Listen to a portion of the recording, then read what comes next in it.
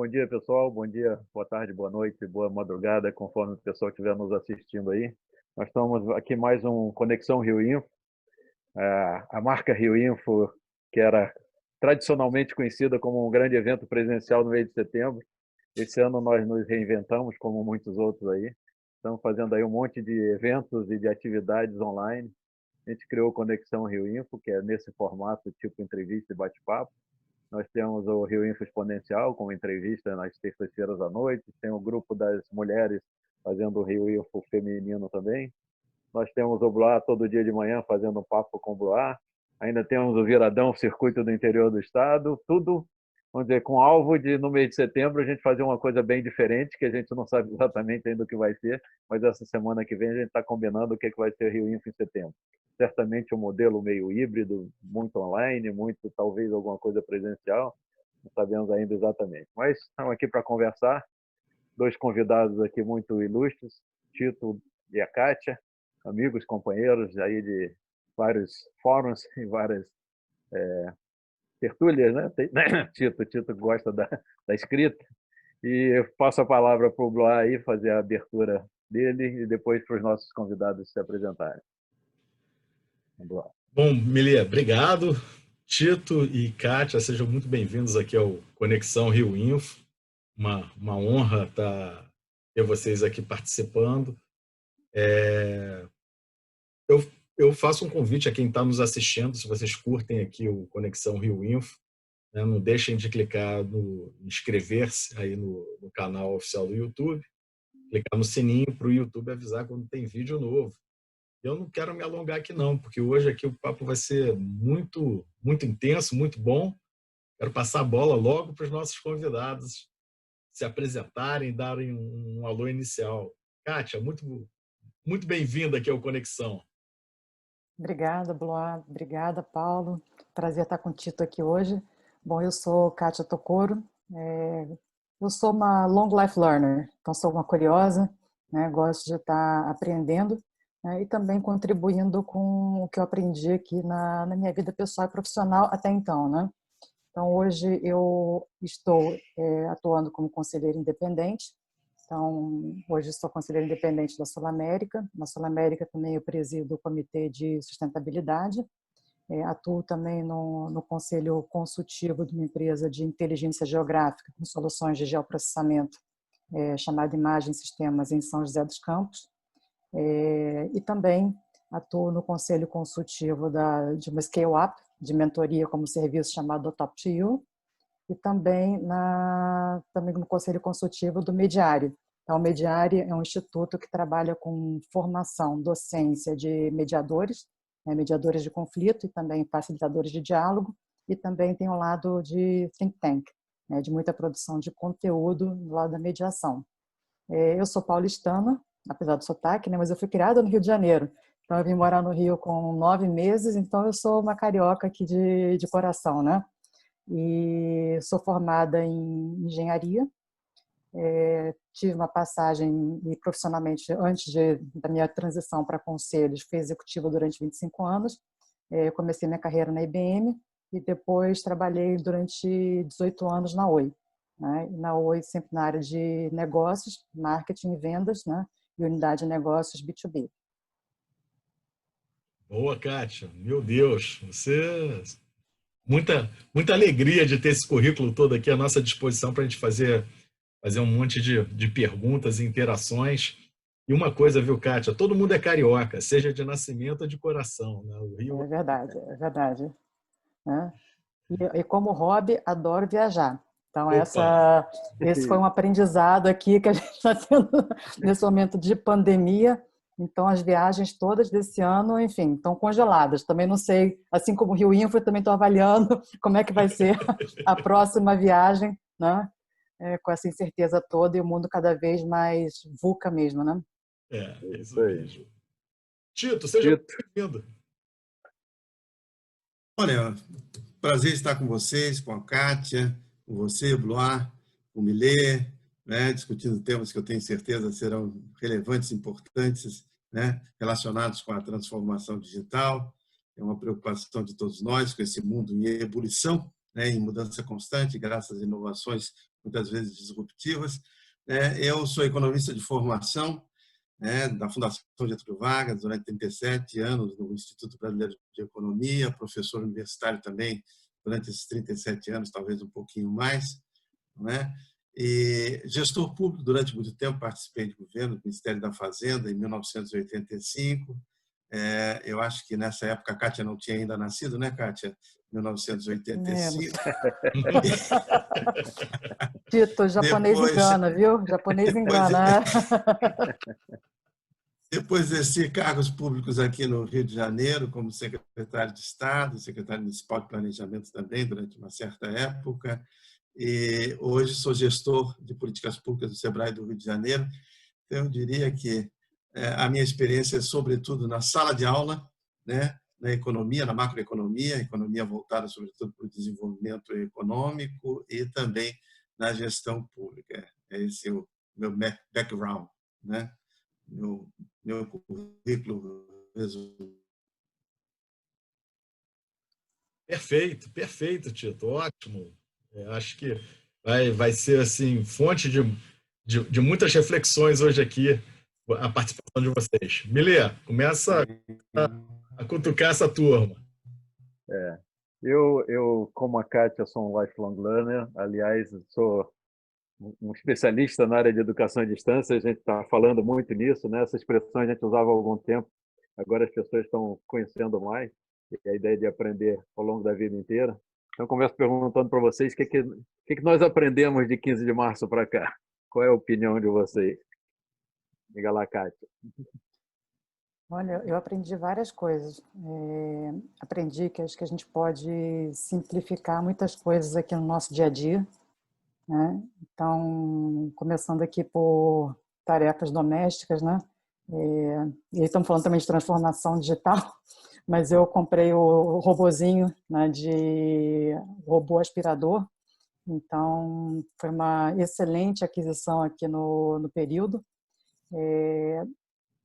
Tenho também reavaliado aqui, enfim, acho que tem alguns meses que eu não uso um sapato de salto, né? E quando eu olho aqui o meu armário, no meu closet, eu vejo quantos sapatos eu tenho. Então, acho que a gente começa a repensar aqui. Eu já tinha uma combinação, eu comigo mesma, né? E qualquer par de sapatos novos que entram no meu armário, saem pelo menos um, o ideal é dois, né? É 1 para 2. Então, entra um, saem 2. Então, acho que isso a gente aprendeu, acho que essa simplificação, que a gente pode tornar a vida um pouco mais simples, né? Eu acho que a gente está aprendendo também a viver mais o presente, né? Então, pegando aqui a fala inicial de vocês, né? Então, esse ano a gente não sabe como é que vai ser o Rio Info, né? Então, esse ano está difícil realmente a gente planejar alguma coisa para médio ou longo prazo, então é viver o presente da melhor forma possível.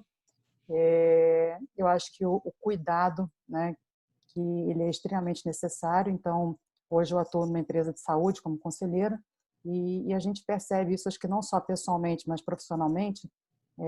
As pessoas que estão mais saudáveis, né, elas ficam menos suscetíveis, né? Pessoas que não têm comorbidade, enfim, menos suscetíveis ao impacto de um vírus, né? Então, isso vale até para o vírus da gripe normal, influenza, né? Então, se você está com a sua saúde em dia, você pode ter contato com o vírus, mas se você pegar uma gripe, ela tende a ser uma gripe menos grave. E com as empresas a gente tem visto a mesma coisa. Empresas que estavam mais saudáveis antes da pandemia estão passando por muitos desafios, mas estão tendo um desempenho, eu acho que um pouco melhor, né? E estão conseguindo sobreviver e passar por esse período super desafiador, né? Aprendi um pouco, eu vi um crescimento da solidariedade, que eu achei uma coisa fantástica nesse período, né? Pessoas e também empresas, né, praticando mais solidariedade e também trazendo um pouco para o que eu tenho discutido no dia a dia, acho que os temas de sustentabilidade, né, os temas ASG, ambiental, social, governança, aí sob a ótica empresa, eles também eles foram acelerados, né? Assim como várias transformações digitais. Então, a gente, um tempo atrás, viu vários memes, né? O que acelerou a transformação digital na sua empresa, né? Então, acho que muitos projetos em algumas empresas estavam previstos, mas com a pandemia, que ninguém previu, né?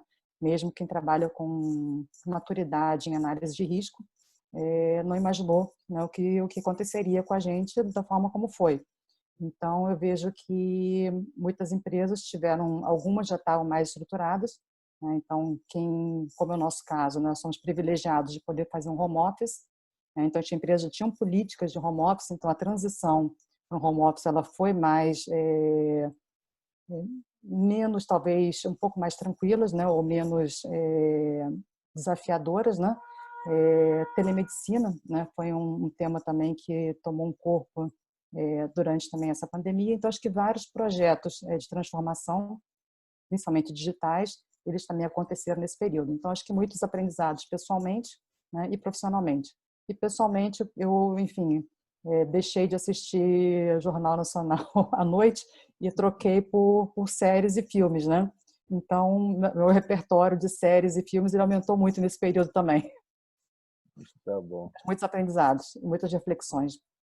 Tito, faça seu comentário aí. Só um comentário meu, que aqui em casa o robô aspirador sou eu. Na divisão de tarefas, essa tarefa caiu para mim.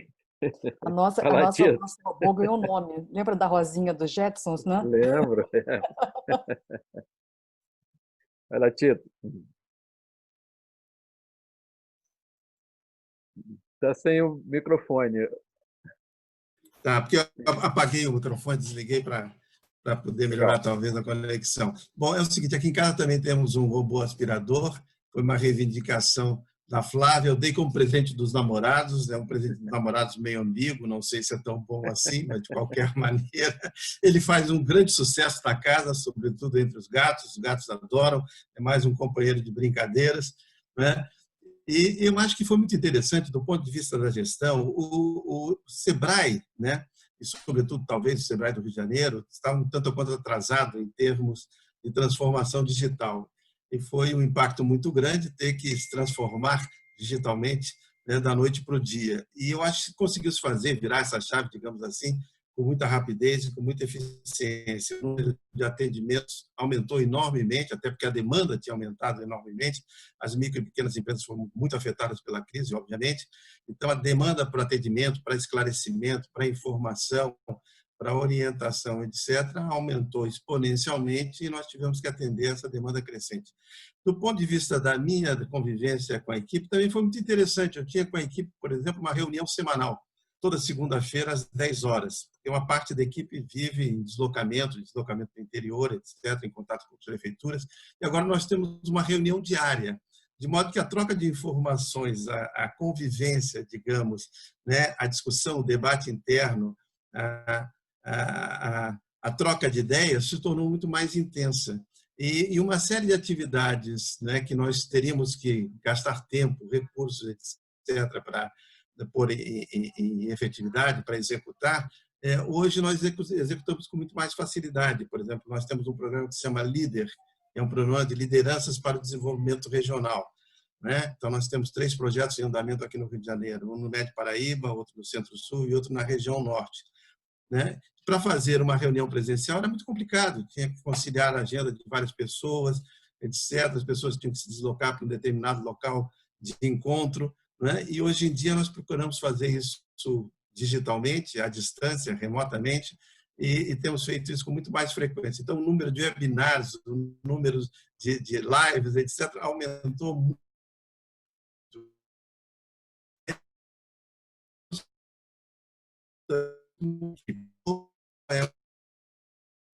Leve e solta, né? E que a gente trata ao mesmo tempo de questões pessoais para saber como cada um está enfrentando a pandemia, qual o estado de espírito de cada um, e ao mesmo tempo questões de natureza profissional.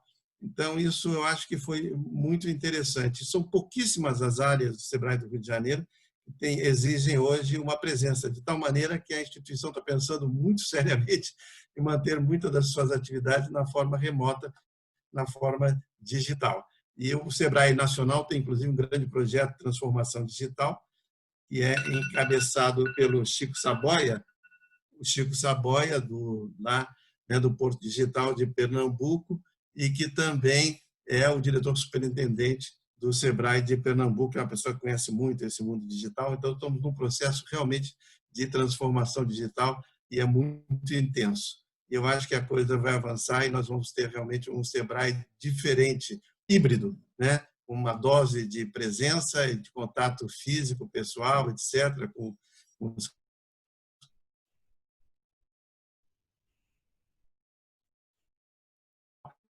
Valeu. que vai ser Bom, Falou. é Tá bom. super interessante essa transformação aí do Sebrae. E, Tito, acho que o Sebrae está de parabéns, que eu vejo aí a turma falando bastante de como tem sido os atendimentos, como que não parou, né? E também pegando um gancho aqui no que a Kátia falou, das empresas, né? As empresas mais saudáveis estão atravessando melhor esse período todo. Eu também, só para fazer dois comentários, o Rio Info ele passou por essa transformação, a gente jogou tudo para o digital, então em setembro a gente vai ter o evento sim em meio digital, com muitos debates. E a quantidade, viu, Kátia? A quantidade aí e Tito, quantidade de conteúdo, né? De coisas, elas estão se multiplicando, e eu acho que isso daí é no sentido até de segmentar, né? Você está tendo muitos conteúdos direcionados para determinados públicos, e eu queria que vocês falassem um pouco sobre essa situação. Eu tenho visto muita série também, tá, Kátia? Adotei a mesma tática que você. Então, de noite é hora de série. Antes da Kátia responder, eu vou provocar um pouquinho. Ontem saiu no jornal uma matéria sobre mudança dos centros da cidade, né? Petrobras anunciando que não volta mais ou libera um monte de lugares. A Kátia participou, a gente fez as reuniões da Associação Comercial, do Comitê de Inovação, e lá no finalzinho de março a gente já estava colocando essa ideia no papel de que os centros da cidade vão tender a um esvaziamento. E isso tem que ter alternativas inteligentes aí, talvez a linha residencial para o centro da cidade, isso vai mudar muito, como o Sebrae está pensando, provavelmente a Sul América está pensando, e outras empresas grandes estão pensando também, e reduzir bastante as suas sedes presenciais e fazer um misto. E aí, Kátia, comenta aí, em cima do que o Blá e eu falando. Bom, em termos assim, de conteúdo, vou até dar um exemplo também pessoal, Blá, atividade física, né? Então, eu aprendi a fazer atividade física dentro de casa também nesse período. Acho que foi um outro aprendizado aqui desse momento de pandemia, né? Mas eu acho que a gente também deu uma sorte nisso daí. Eu gostava, enfim, de fazer atividade ao ar livre, mas também na academia. E o meu marido, ele, enfim, ele é ciclista, e aí ele teve que fazer, enfim, teve alguns acidentes. E aí, depois de um deles, ele comprou uma bicicleta. É uma bicicleta ergométrica, né? Mas é uma watt bike, né? Watt de potência. E aí ele investiu nisso daqui no início do ano. E aí, na época, eu pensei, nossa, mais um trambolho para a varanda, né? E vou dizer, está sendo muito bem usado nesse período aqui de quarentena, né?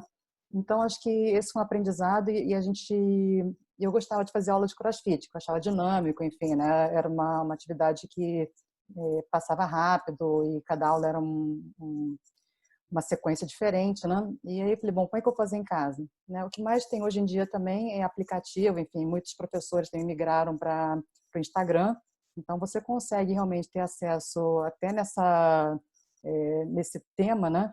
A diferentes tipos de atividade, enfim, fazer e conseguir manter esse dinamismo, né? De atividades diferentes mesmo dentro de casa. Então a gente acabou montando uma mini academia na varanda, a bicicleta, aí usamos e-commerce, eu já fazia compras de supermercado pela internet, mas aí compramos, enfim, outros equipamentos de academia, né? E essa foi uma transformação que a gente teve também. Então, o que eu achava que seria talvez chato e ruim, né? Mas até para a saúde emocional, saúde mental, né? Eu procurei manter uma rotina de atividade física, então faço entre meia hora e 1h15 diariamente na varanda, e tem sido muito bom. né? Então virou o nosso espaço e aproveitamos muito conteúdo que surgiu novo em relação a isso, né? E acho que um dos desafios que a gente tem hoje em dia é justamente a curadoria de conteúdo, né, Blois? Porque a gente fica o tempo inteiro com o tal do FOMO, né? Aquele fear of missing out, que é uma profusão de webinars, de lives, de conteúdo que você gostaria de degustar, mas enfim, a gente tem um tempo finito, né? Então, como é que a gente consegue escolher e priorizar aqueles que são mais, enfim, interessantes para o seu momento, para o seu momento de vida? Então, acho que muita coisa nova surgiu e vai continuar surgindo, né? Porque eu acho que a gente mudou radicalmente nesse período, né? Em relação a home office e, enfim, o escritório presencial, eu acho que a gente vai seguir numa linha que o Tito comentou. Eu acho que o mundo vai ser mais híbrido, né? Então, porque na verdade, eu não acho que a gente esteja exatamente vivendo um home office, né? A gente está vivendo uma quarentena, né? Então, não é um home office como deveria ser, né? Então, eu tenho algumas amigas que têm filhos pequenos, né? Ninguém se preparou para esse momento de quarentena, né? Ninguém se planejou para esse momento de quarentena. Então, quem tem filho pequeno, famílias com filho pequeno, acho que o Blois está vendo isso também, esse desafio, né? É muito difícil você fazer home office com as crianças também fazendo homeschooling. Dependendo da idade das crianças, assim, os pais precisam dar um suporte para que ela consiga acessar, que elas também têm o privilégio, né, de ter aulas online, né, como acessar o conteúdo, enfim, né, reorganizar toda a mecânica da casa. Muitas pessoas que contavam com ajuda também deixaram de ter nesse período, né, por isso que eu também investi num robô aspirador, né. Então, assim, o que a gente está vivendo muitas vezes não tinha espaço para o casal, os dois fazerem home office simultaneamente, né? Mas as crianças acessarem aqui conteúdo de homeschooling. Então, acho que a gente está vendo, na verdade, não é um home office, mas uma quarentena. Então, acho que na evolução disso daqui, eu acredito também no mundo mais híbrido, né? E muitos espaços se reinventando, né? Então, o que eu tenho acompanhado, né, que os espaços, né, os espaços físicos, né, que existem, que estão ficando disponíveis, né, existe um mercado aqui como o e-commerce cresceu consideravelmente nesse período e também acho que é um caminho sem volta, né? Então esses espaços para, enfim, CDs, né, para armazenamento, né? E isso vai ser cada vez mais necessário, né, de serem pontos aqui de distribuição. Então acho que tem muita coisa aqui acontecendo e para acontecer, né? E algumas se acelerando também por conta desse momento que a gente está vivendo. Eu acho que esse ponto aí é super interessante. A gente não está num home office normal, decente, né? Mas serviu para quebrar um monte de barreira, como você disse aí, a telemedicina, a teleeducação. Eu me lembro que uns anos atrás eu dava sempre o exemplo, olha, dá para aprender qualquer coisa à distância, só não dá para ter aula de educação física. Agora eu já tenho que mudar meu exemplo. O exemplo já não serve mais, que também dá para ter aula de educação física de qualquer tipo de atividade física. Então vamos lá. Tito, diga aí. Então, do Tito tá.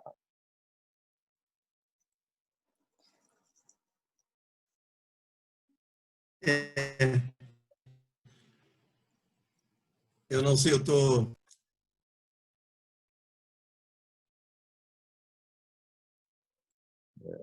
Acho que o Tito deu uma travadinha aí. Mas, deixa eu complementar com mais um aprendizado, então, enquanto o Tito aqui... Enquanto o Tito volta. O Tito volta. A gente, até antes de começar aqui o nosso papo, a gente brincou que algumas das frases mais ouvidas durante esse período, né? Seu microfone, né? Você congelou, né? Desculpe, mas a minha internet não tá muito boa. Estão de som. Mas é algo que foi acentuado, né, pelo Chico Saboia, quando fez uma apresentação do projeto do Sebrae Nacional, é que não é só uma questão de hardware e de software, né? É uma questão de mudança cultural, de mudança de conteúdos, de processos, etc., né? De adaptação das pessoas, né? a essa inovação. É um mundo novo, sobre vários aspectos, até sobre o aspecto do relacionamento humano, da liderança de equipes, né? da conexão com clientes, etc. e tal. Então, eu acho que nós vamos passar realmente por um processo transitório, em que, evidentemente, o digital vai se tornar cada vez mais importante, não é? Eu acho que essa questão da telemedicina, por exemplo, vai avançar muito, espero que avance muito, porque acho que há um potencial de inovação tecnológica enorme aí nesse campo. E eu acho que o que mostrou essa crise foi que nós ainda estamos muito atrasados em termos de soluções digitais simples para as quais existe tecnologia. Por exemplo, como monitorar, por exemplo, a difusão desse vírus, né? Como detectar aglomerações, das coisas mais simples, mais rudimentares, como, por exemplo, foi feito em Pernambuco durante um certo tempo, se não me engano, no Ceará, que é usar os drones, que é uma solução muito rudimentar, até a questão de você ter o GPS das pessoas e imediatamente ou não, e você pode mandar até uma notificação de advertência às pessoas que elas estão criando uma aglomeração excessiva. Há casos, por exemplo, eu não sei se foi na Noruega, em que colocaram um QR Code, por exemplo, na porta do estabelecimento, porque eles ficaram, por exemplo, com a flexibilização nos bares, restaurantes, etc., né? A pandemia ou a infestação tinha retomado. Então, eles colocaram QR Code de tal maneira que você baixa um aplicativo, você, né, fotografa o QR Code e fica registrado que você esteve ali. Se, porventura, alguma daquelas pessoas for, né, infectada, ela comunica imediatamente, o próprio sistema, o próprio aplicativo, avisa todas as pessoas que estiveram no bar naquele dia, naquela hora, etc., naquela proximidade, daquele horário, né, para que elas possam tomar precauções, né, e ver quais foram as pessoas com que elas se relacionaram pessoalmente, né, por proximidade física, a partir daquele momento.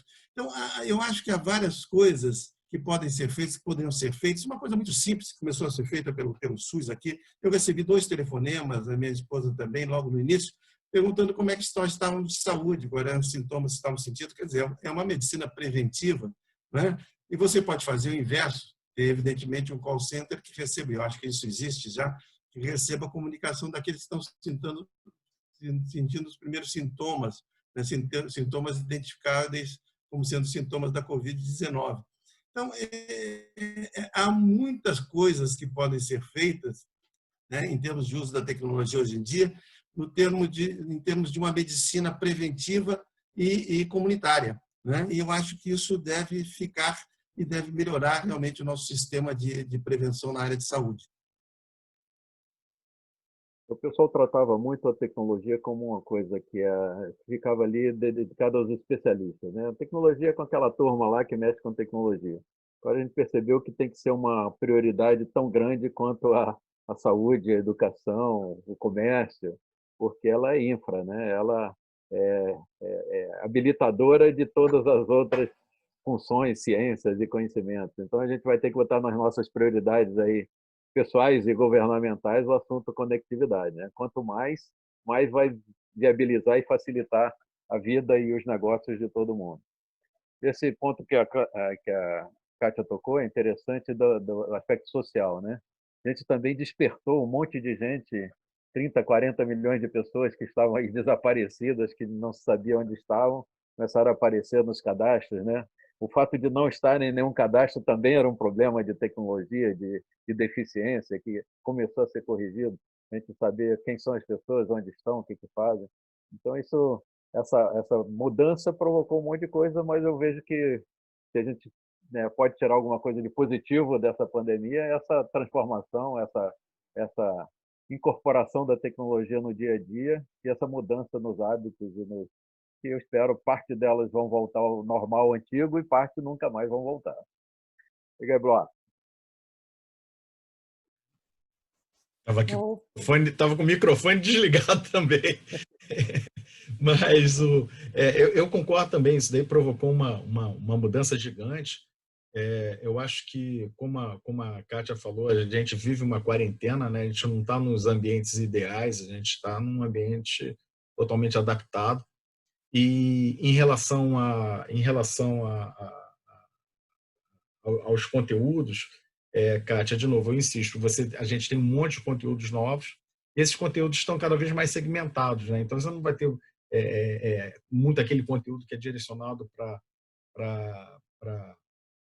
uma multidão, e sim aquele conteúdo que faz sentido para um grupo, para outro. Eu acho que isso daí está se tornando mais assim, corriqueiro, né, para a gente, né? Porque as pessoas estão procurando coisas bem específicas que atendam a elas naquele momento, como você falou. Eu queria voltar, até dar uma provocada em vocês dois, no seguinte sentido. A gente viu aí que realmente as empresas, principalmente as menores, estão passando aí, mas também não é uma forma de excluir as grandes, não, tem muita grande aí que está sofrendo muito nesse período, mas elas estão passando aí por momentos assim, de releitura dos seus negócios, né, dos seus modelos, modelo de negócio, modelo de atendimento, uma série de coisas.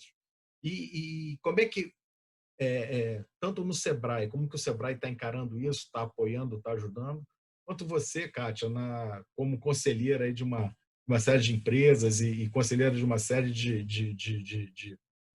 participando de uma série de conselhos e atividades, vocês estão vendo aí como que as empresas estão se saindo desse momento.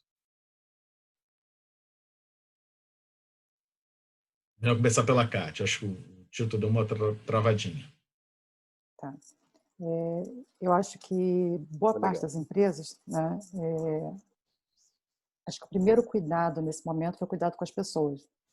Tá? Então, olhando aqui os seus colaboradores, né, então como é que estava, o que podia ser feito em relação aos colaboradores e partes interessadas de uma forma geral. Né? Então, o que eu vou fazer para zelar pelo cuidar da saúde no sentido mais amplo, né, dos colaboradores, saúde física, saúde emocional, né, tentar manter os empregos, né, o máximo possível. Então, acho que essa é a preocupação que eu vi, pelo menos onde eu estou mais próxima, a primeira preocupação. E a segunda, obviamente, é a gestão do caixa. Então, nesses momentos aqui de crise, né, a gente sabe que o caixa é rei ou o caixa é rainha, né? Então, um cuidado aqui muito forte com a gestão do caixa. E depois também olhando aqui a cadeia como um todo, né? Como é que eu posso, enfim, cuidar bem dos clientes, né? Mais ainda, né, do que normalmente a gente costuma fazer. Então, cuidado ainda maior com o cliente. É o cuidado também com a sua cadeia de suprimentos, né? Como é que você também não deixa a sua operação parar, né? E, em paralelo, muitas empresas, acho que eu estou mais próxima, já tinham um comitê de crise estruturado, então eles acionaram o comitê de crise rapidamente nesse momento, né? E depois já começam, e agora, depois de um certo período, já transformaram o comitê de crise num comitê de continuidade do negócio. Né? Então, o primeiro momento é crise, né? E na sequência, como é que eu me preparo, né? Para onde que eu tenho que evoluir e olhar aqui a continuidade do negócio. Então, isso eu vi de forma muito forte nas empresas em que eu estou próxima. Eu acho que nesse momento também de crise, né, o relacionamento entre os executivos, né, um pouco do depoimento do Tito também, acho que houve uma comunicação mais intensa, né?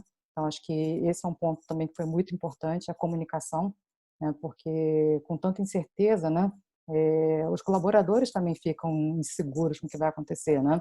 Então, acho que a transparência, a comunicação frequente, né? E ninguém nem tinha nem tem a resposta para tudo ainda, né? Então, tem muita incerteza, né? O vírus, ele é um vírus novo, então estava conversando outro dia com um amigo que é médico, ele falou que um vírus de 50 anos é um vírus novo ainda. Então, assim, o Covid-19 é um vírus novíssimo, né? Então, tem muita coisa ainda sendo aprendida aqui sobre isso. Então, acho que se a gente olhar aqui até orientações, né, do início da crise para agora, a gente vê como é que as coisas foram evoluindo também ao longo desse período de pandemia, né? Então, todo mundo aprendendo junto. Então, acho que essa transparência, né, e essa comunicação são fatores críticos de sucesso, eu acho que nessa comunicação. E aí também, Blas, só fazendo aqui eu acho que retomando aqui um ponto que a gente comentou, né? Então, acho que a tecnologia, ela é habilitadora, né, de muitas transformações que a gente tem visto aqui, né? Então, acho que a gente passar por essa pandemia sem conectividade, sem acesso à internet, né, eu não consigo imaginar, né, como é que a gente ia passar meses em casa, né, isolado do mundo, né? Então, tudo a gente fez pela internet, né? A gente fez compras, a gente se divertiu, a gente trabalhou, a gente estudou, a gente fez tudo através da internet, enfim, das ferramentas tecnológicas, né? Então, eu realmente acredito, sempre acreditei, sempre trabalhei com tecnologia, né? Que ela habilita muitas coisas, mas a tecnologia está aí para resolver problemas das pessoas, né? E a tecnologia não é um fim, né? Ela é um meio para resolver problemas da vida real. E eu acho também que nesse período que a gente está vivendo, né? Acho que muitas pessoas aprenderam e perderam um pouco do medo da tecnologia, porque eu acho que a adoção da tecnologia e de soluções, né, que podem ajudar as pessoas, né, muitas pessoas têm um pouco de medo, né, de coisas novas. Então, como nesse momento era a única solução, então muitas pessoas era questão de sobrevivência. Eu só consigo fazer, né, se for através de tecnologia. Então, só dando 2 exemplos rápidos, né, uma startup, uma scale-up, que eu comentei com vocês que eu estou no conselho, ela trabalha com mentoria as a service, né? E no início, assim, a gente percebia que as pessoas tinham um pouco de receio ou de preconceito, ou achavam que não funcionaria, né, uma mentoria através de vídeo, né? No período do isolamento, gente, Acabou. acabou, né? Acabou. Então, esse é um exemplo, né? Outro exemplo também que eu também ajudo a coordenar um programa de mentoria, um programa de diversidade em conselho do IBGC, né, que eu também sou uma das coordenadoras do IBGC aqui no Capítulo Rio. E boa parte é uma mentoria que até o ano passado era presencial, boa parte dos mentores está em São Paulo, então isso, até em termos de diversidade, limitava a participação de algumas pessoas de outros estados, outras cidades do país, né, porque boa parte dos mentores estava fisicamente em São Paulo. Esse ano, o programa de mentoria, a gente acredita que vai ter uma diversidade muito maior, diversidade geográfica, né? Porque essa barreira de São Paulo não existe mais, né? Então, boa parte dos mentores, apesar de estar em São Paulo, a mentorada pode estar em qualquer lugar do Brasil e do mundo, né? Para participar do programa. Então, acho que tem muitas coisas bacanas, né? Muitos aprendizados, muitos desafios, mas muitas coisas bacanas também que aconteceram e que foram proporcionadas, né, pela tecnologia. Então, eu gosto sempre de falar de tecnologia, mas fortemente de cultura, né, porque a tecnologia só resolve se as pessoas comprarem, se as pessoas adotarem aquilo na vida no dia a dia, né? Então, acho que é sempre a gente olhar esse binômio. Então, pessoas, a gente na verdade não fala com máquinas, a gente fala com pessoas através de máquinas, né? Mas, enfim, então a questão cultural, eu acho que ela é fundamental para evangelização e para evolução de algumas tecnologias que melhoram a vida das pessoas, né? Kátia, queria reforçar o que você falou aí, e estou vendo que o Milê está ansioso para comentar, mas é rapidinho. As coisas são muito importantes aí que você falou no âmbito das empresas, tanto internamente quanto externamente, que é a transparência e a comunicação. Eles são realmente 2 pilares fundamentais, eu queria ressaltar isso. E, mais uma vez, concordar com você, né? Tecnologia é ferramenta, tecnologia ela é um jeito de facilitar a vida das pessoas, é isso aí. Quantos exemplos a gente já não viveu em grandes empresas, aí Blois, Millet, Tito, né, de um sistema novo, né? Vamos lá, implantação de um ERP, né? Tecnicamente já não é simples, mas assim, acho que o maior desafio de implantar um ERP não é a parte técnica, é a parte cultural, né? Convencer as pessoas, engajar as pessoas no uso de um sistema novo, de uma ferramenta nova, de uma tecnologia nova, né? É isso mesmo. Não, esse comentário eu queria ouvir do Tito. A gente está falando da parte de dentro das empresas do Sebrae, mas eu queria ouvir também sobre os clientes do Sebrae, a pequena empresa, como é que elas estão se comportando, como é que elas estão reagindo, como é que elas estão interagindo, sobrevivendo. Elas foram muito afetadas, claramente, por essa crise, porque o comércio de rua, o pequeno comércio de rua, depende muito da movimentação das pessoas, né? Da movimentação dos pedestres, da circulação das pessoas na cidade. e assim por diante. E a mesma coisa com os prestadores de serviços pequenos. Bom, tudo bom. Não, o que eu estava dizendo é o seguinte, essas empresas pequenas, pequenos negócios, foram muito afetados porque eles dependem muito da circulação das pessoas na cidade. A circulação, evidentemente, né, foi restringida, foi diminuída enormemente, e isso afetou muito o comércio de rua, os prestadores de serviços que ficam na rua, e muita receita. Então, a demanda por crédito explodiu. Então, nós tivemos 3 demandas muito importantes em termos de atendimento. A primeira delas, essa era a grande pergunta dos pequenos empreendedores. Segundo lugar, era a questão do auxílio emergencial também, porque os microempreendedores individuais tiveram direito ao auxílio emergencial, mas não sabiam exatamente como acessá-lo, né? E, terceiro lugar, a questão da orientação né, financeira, né, como agir, como passar justamente para o e-commerce, como fazer o delivery, etc. E muitas pequenas empresas conseguiram continuar funcionando a partir justamente do recurso ao e-commerce e ao delivery. Eu mesmo tenho aqui, estava fechado ali o shopping da Gávea, cartuchos de impressão, né? E em vez de encomendar um só, como eu faço quando aquele que está em uso está acabando, eu encomendei 2 logo de uma vez. E o dono da própria loja veio entregar aqui em casa. Quando eu fui pagar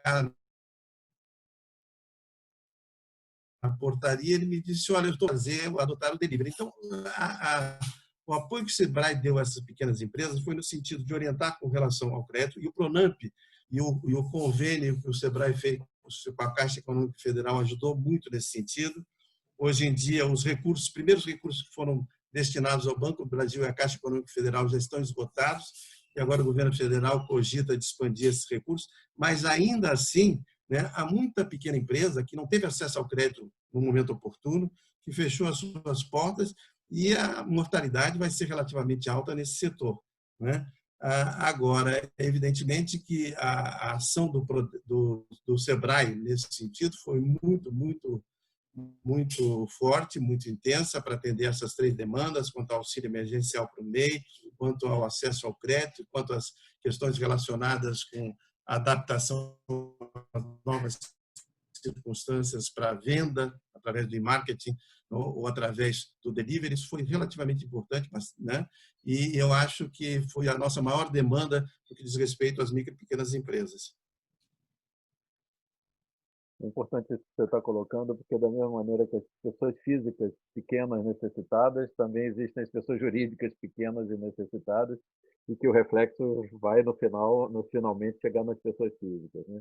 Então, eu acho que é importante esse papel do governo, mesmo que a gente tente pensar no governo como uma estrutura enxuta, pequena e tal, mas o papel de articulação, de organização, de viabilização de uma série de coisas, governo entendido, governos e estruturas como o Sebrae também, organizadas, estruturadas, esse é um papel super importante nessa fase que a gente está vivendo. Então, não é simplesmente saúde, educação, mas essa permissão para que as coisas aconteçam, né? Ontem eu vi aquele debate, a Kátia deve ter visto aí o manifesto dos ex-presidentes de Banco Central, todos em relação à mudança, em relação à sustentabilidade. De clima, né? O que você comenta sobre isso, Kátia? Posso só fazer uma pergunta para o Tito, que eu fiquei curiosa aqui da fala dele? Tito, assim, a gente fez um webinar pelo IBGC, né, com foco também em pequenos empresários, né? Porque a gente sabe que nesse momento aqui um tema que para eles era muito relevante era acesso a crédito, né? Então, assim, na sua visão, acho que talvez reforçar o que você acha para esse público, né, que realmente passa por momentos super desafiadores, né? O que é importante uma empresa estar minimamente estruturada para ter acesso a crédito?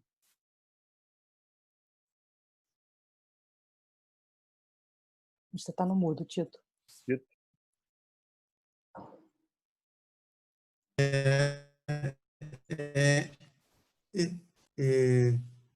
Kátia, para te dar uma ideia, por exemplo, da Agência de Fomento do Rio de Janeiro, a AGRIO, logo que começou a crise, isso foi ainda no final de fevereiro, mês de março, por exemplo, ela tinha à disposição de recursos da ordem de 300 milhões de reais para crédito, o que não é muito, é uma agência que é relativamente pequena, né?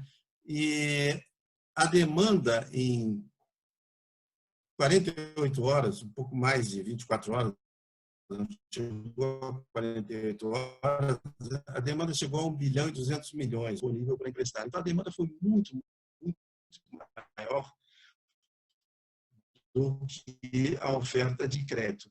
E o governo só percebeu isso com um certo atraso, né? De início, instituiu um programa, que era aquele dos 40 bilhões de reais para o BNDES, que não chegou até a ponta porque fazia algumas exigências, o recurso não era para capital de giro, tinha que ser para pagar a folha de mente com a manutenção do emprego, né? Havia uma série de restrições também que fizeram com que os recursos finalmente não foram plenamente utilizados. A parcela que foi utilizada foi muito pequena, ínfima, em relação ao total colocado à disposição dos bancos com a abertura, né, no que diz respeito ao acesso aos, depois de muitas tentativas e erros, o governo federal finalmente, né, adotou o PRONAMP, que é um novo, né, que, de certa maneira, mantém o compromisso de permanecer, né, guardar os empregos, assegurar os empregos, mas que permite a utilização no caixa da empresa, no capital de giro, e com custos mais baratos, né, mas ainda assim com uma cobertura de risco que interessa às instituições financeiras. Mas ainda assim, as instituições financeiras que têm liderado esse processo são as instituições públicas, né, como a Caixa Econômica Federal e o Banco do Brasil. O setor privado, o banqueiro privado, não está respondendo com a mesma agilidade a essa necessidade de fornecer crédito para as grandes empresas. Mas entrando no site do Sebrae Nacional e procurando lá o PRONAMP, as empresas, pequenas empresas, podem ter toda a informação necessária, inclusive tem um vídeo de 5 minutos que financiamento, faz um teste para saber se elas efetivamente precisam do financiamento. Depois há uma assessoria do Sebrae Nacional e do Sebrae do Rio de Janeiro, dos Sebrais das diversas unidades da federação, né, para saber exatamente qual é o volume ou o valor de recursos que ela precisa para empréstimo. Enfim, e hoje em dia tudo isso é monitorado, muito bem feito, muito bem orientado, de forma remota. Então, é algo que está à disposição das micro e pequenas empresas. Quem tiver acesso à internet pode fazer isso com muita facilidade. O sistema funciona bastante bem.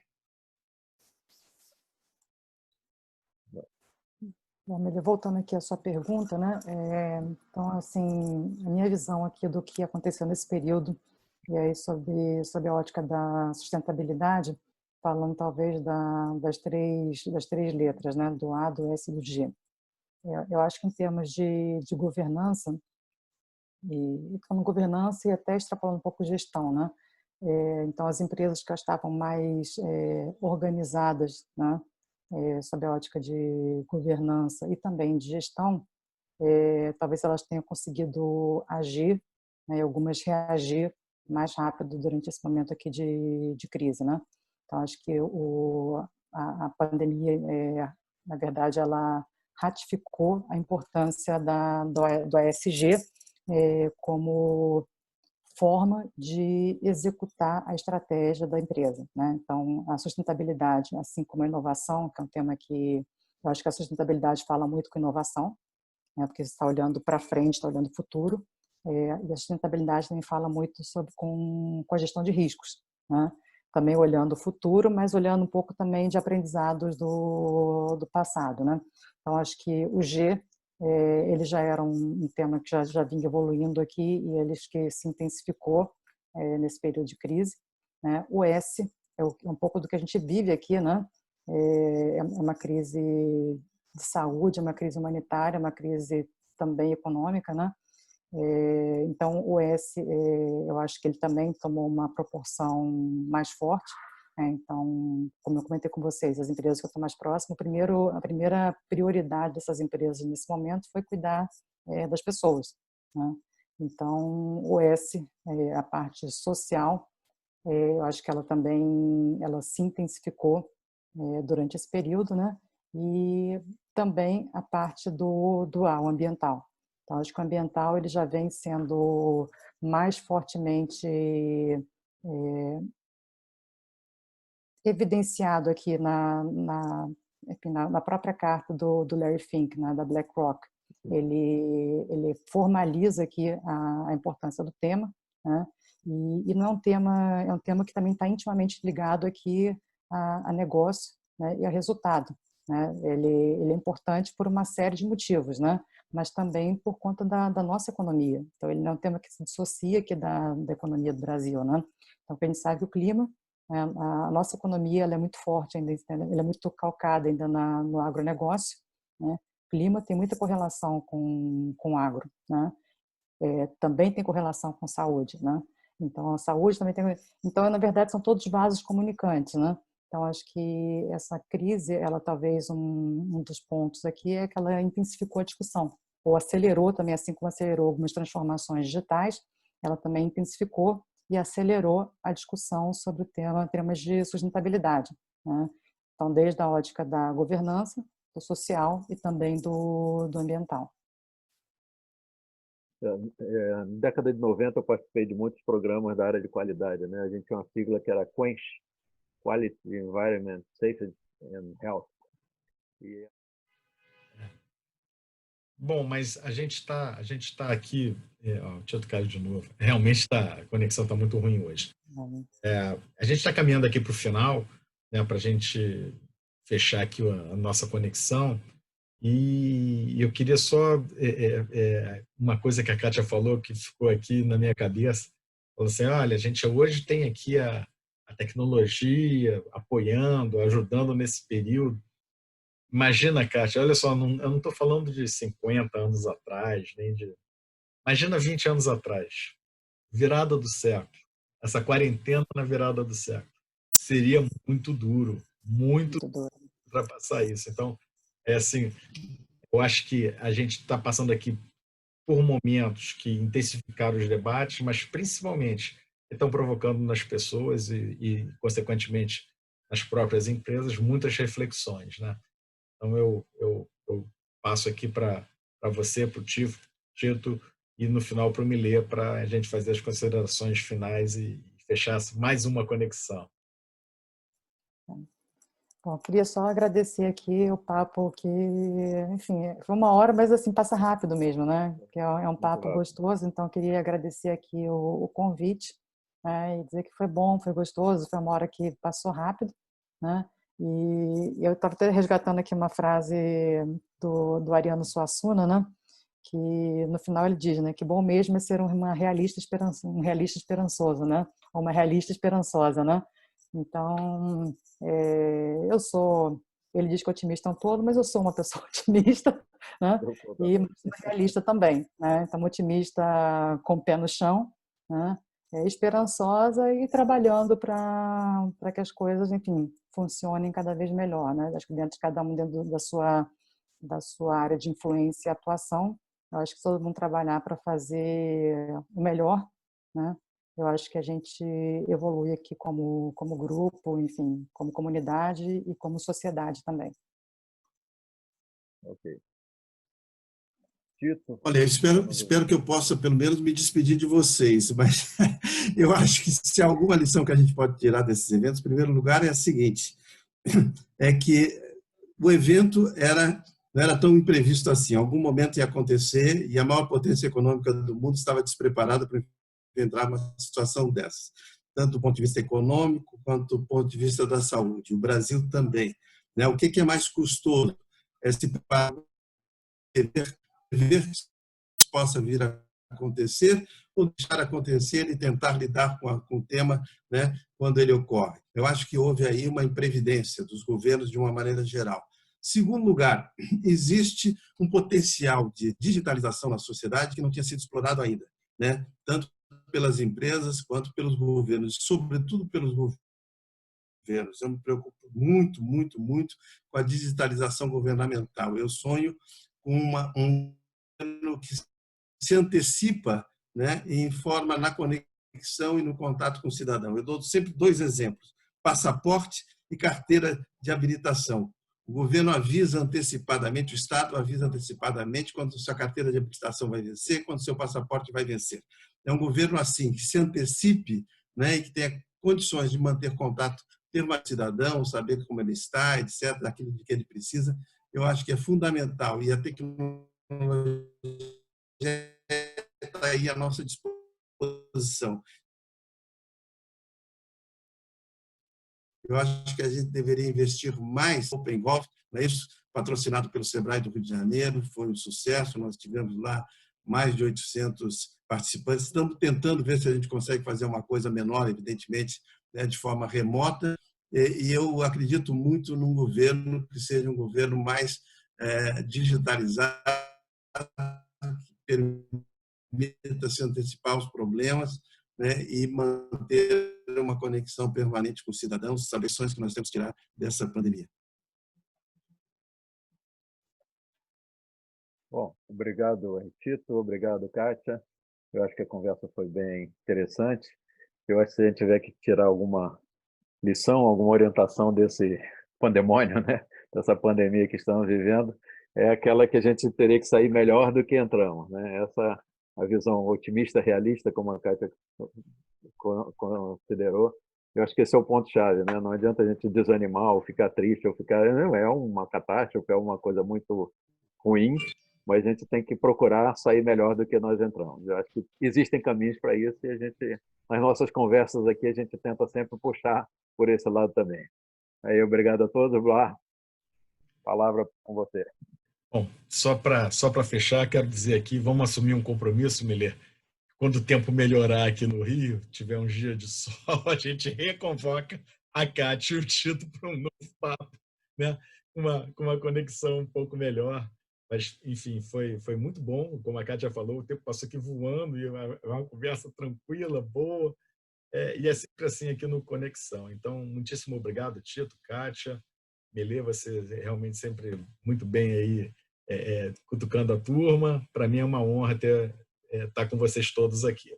Até um abraço e até o próximo Conexão Rio Info. Tchau, tchau, pessoal. Caros amigos do Conexão, aqui quem fala é Alberto Blois. Obrigado. Agradeço a paciência, o carinho de todos. Pedimos desculpas pelos problemas técnicos que tivemos nessa edição. Fica aqui o compromisso de convidar Tito Riff para em uma outra oportunidade ele poder compartilhar com todos. Muitíssimo obrigado e até lá.